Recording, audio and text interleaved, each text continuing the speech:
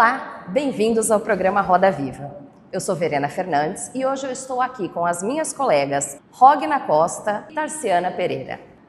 Roberta Mello, Iris Andrade, teremos a honra de receber Allan Kardec, renomado educador, filósofo e autor, que marcou a história com os seus estudos sobre o Espiritismo.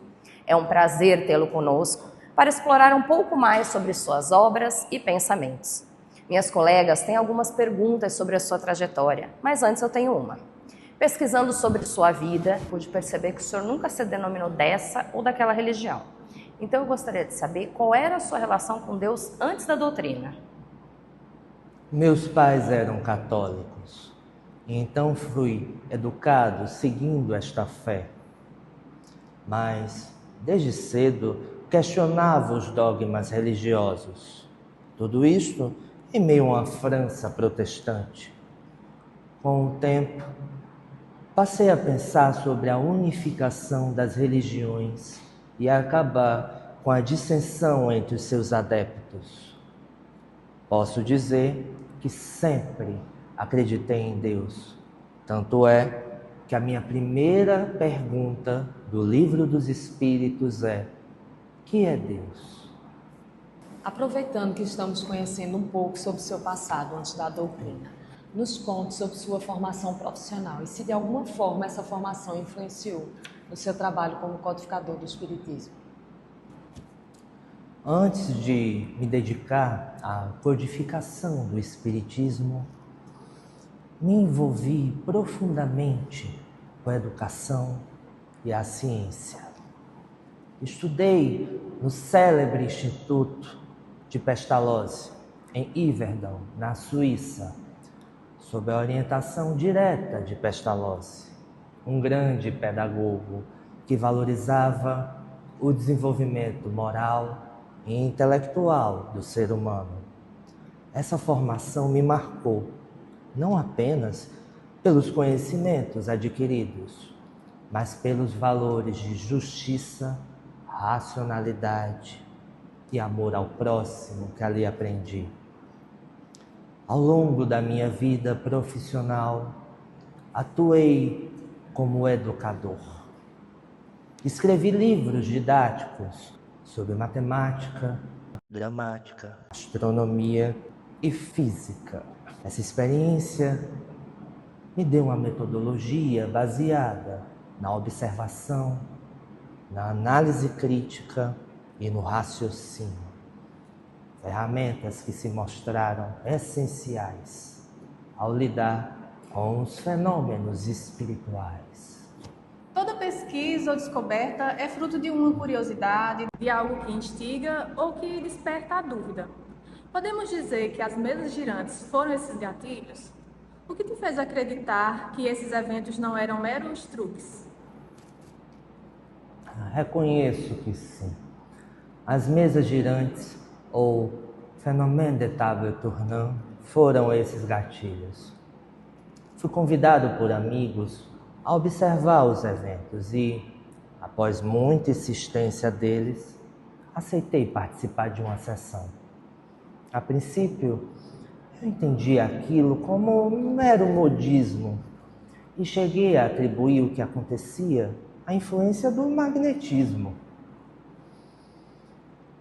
Só que, conforme eu fui participando, fui percebendo que as respostas não eram ao acaso.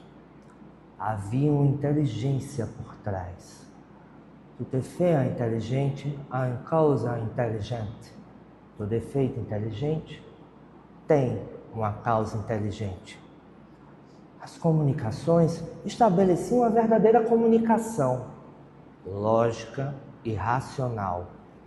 Então, fui me aprofundando até aplicar o método da concordância e generalidade ou universalidade, que confirmou a existência da comunicação com os espíritos. Foi assim que se deu a descoberta do Espiritismo?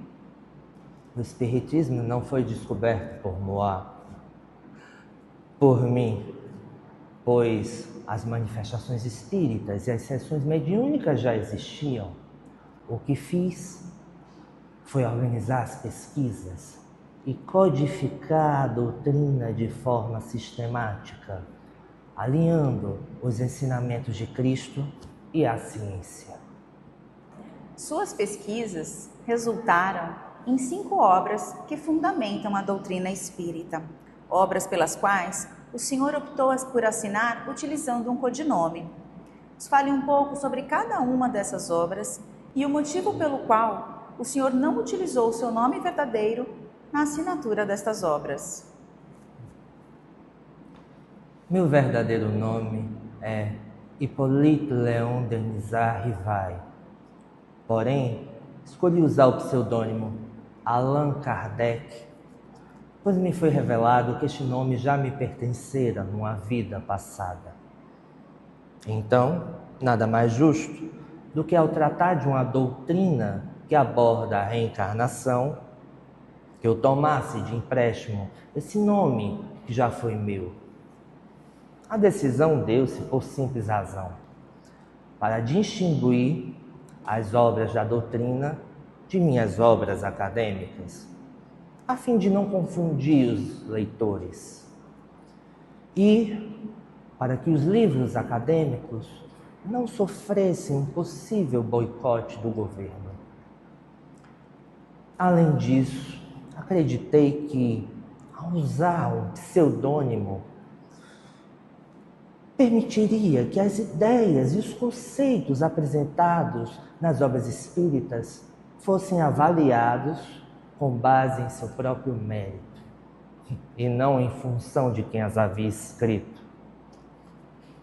As 5 obras principais são o Livro dos Espíritos, 1857, considerada a obra fundamental da doutrina espírita. Apresenta os princípios básicos: crença em Deus, imortalidade da alma, natureza dos espíritos, leis morais, vida futura, entre outros. Livro dos Médiuns, 1861. Traz informações sobre as manifestações físicas e orientações para os médiuns. O Evangelho segundo o Espiritismo, 1864. Nesta obra é apresentada uma interpretação espiritista dos ensinamentos de Jesus Cristo, destacando a moralidade e a ética como fundamentos da doutrina. O Céu e o Inferno, 1865. É um livro que descreve as condições espirituais após a morte, incluindo a vida no além e as possibilidades de evolução espiritual. A Gênese, 1868. Na última obra do Pentateuco, é abordada questões relacionadas à criação do universo, a origem da vida e a evolução espiritual, bem como os milagres sem as partes mistificadoras. O Evangelho, segundo o Espiritismo, traz a doutrina como a terceira revelação. Assim teríamos Moisés, Jesus e o Espiritismo como grandes marcos da ligação do homem com a espiritualidade, Deus. Desta forma, qual o papel da doutrina e quais os conselhos o Senhor deixa para os espíritas dessa e das próximas gerações? A doutrina espírita, por meio dos ensinamentos transmitidos pelos espíritos superiores, busca esclarecer questões fundamentais, como a imortalidade da alma, a reencarnação, a lei de causa e efeito, a pluralidade dos mundos e o processo contínuo de evolução moral e intelectual da humanidade. É um convite à transformação interior. Propõe uma abordagem mais racional da fé, alinhada com a ciência e a filosofia, ajudando o homem a compreender que a vida espiritual não se encerra com a morte física e enfatiza o papel da caridade, do amor ao próximo e da prática do bem como essenciais para o progresso individual e coletivo.